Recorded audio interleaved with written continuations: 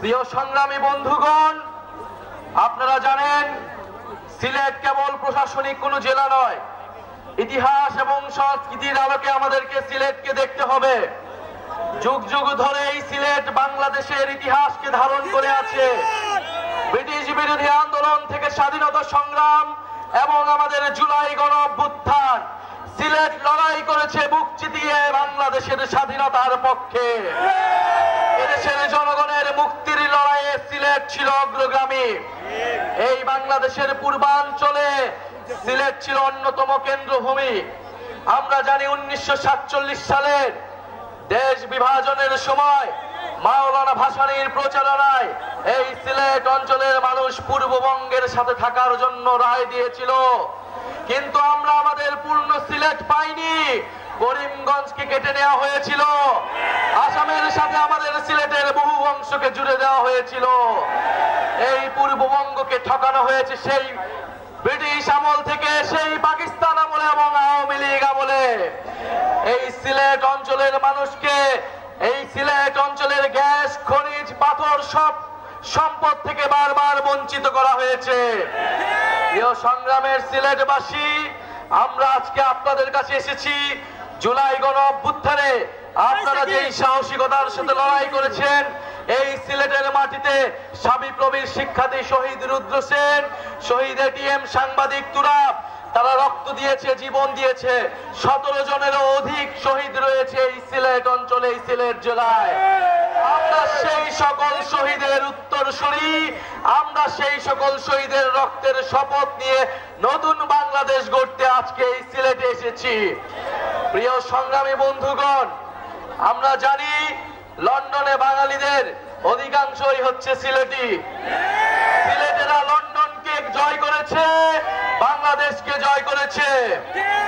আজকে লন্ডনের রাস্তায়, টাওয়ার হ্যামলেটসের মসজিদে, স্কুলে, রেস্টুরেন্টে আমার সিলেটি প্রবাসীর ভাইয়ের ঘামে বাংলাদেশের অর্থনীতির চাকা ঘুরে। আমরা সেই সকল প্রবাসী ভাইদের ভোটাধিকারের জন্য কথা বলছি। আমরা বিশ্বাস করি, আমরা চাই সিলেট সহ বাংলাদেশের সকল প্রবাসীরা বাংলাদেশের নীতি নির্ধারণের অংশ হবে। প্রিয় সংগ্রামী বন্ধুগণ, সিলেটের আলেম সমাজ, সিলেটের নারীগণ, সিলেটের সংখ্যালঘু সম্প্রদায়, সিলেটের নানাবিধ জাতি সম্প্রদায়ের সকল মানুষ, আমরা বাংলাদেশকে যে বহু জাতি, বহু সংস্কৃতির দেশ হিসেবে গড়তে চাই, সিলেট তার অন্যতম প্রতীক। এখানে শত শত ভাষা রয়েছে, সংস্কৃতি রয়েছে। আমাদেরকে সে সকল সংস্কৃতি এবং সিলেটি ভাষার মর্যাদা দিতে হবে। প্রিয় সংগ্রামী বন্ধুগণ, তেল, গ্যাস, খনিজ এবং পাথর সম্পদের এক অভয়ারণ্য হচ্ছে এই সিলেট। এই সিলেটকে আধুনিক শিল্পোন্নত শহর হিসেবে গড়ে তুলতে হবে। প্রিয় সংগ্রামী বন্ধুগণ, সিলেটের স্বাস্থ্য, শিক্ষা এবং কর্মসংস্থানের জন্য জাতীয় নাগরিক পার্টি কাজ করবে। যেই দুর্নীতিমুক্ত, বৈষম্যহীন বাংলাদেশ গড়ে তোলার জন্য আমাদের গণ অভ্যুত্থানের শহীদ ভাইরা রক্ত দিয়েছে, আপনারা আমাদের দায়িত্ব হচ্ছে সেই বাংলাদেশের জন্য কাজ করা।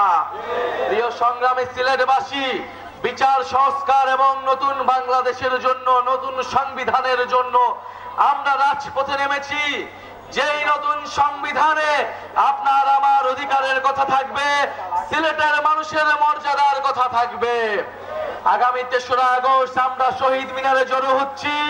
জুলাই ঘোষণাপত্র এবং জুলাই সনদ আদায়ের লক্ষ্যে আমরা ইনশাআল্লাহ শহীদ মিনার থেকে আদায় করে নিব।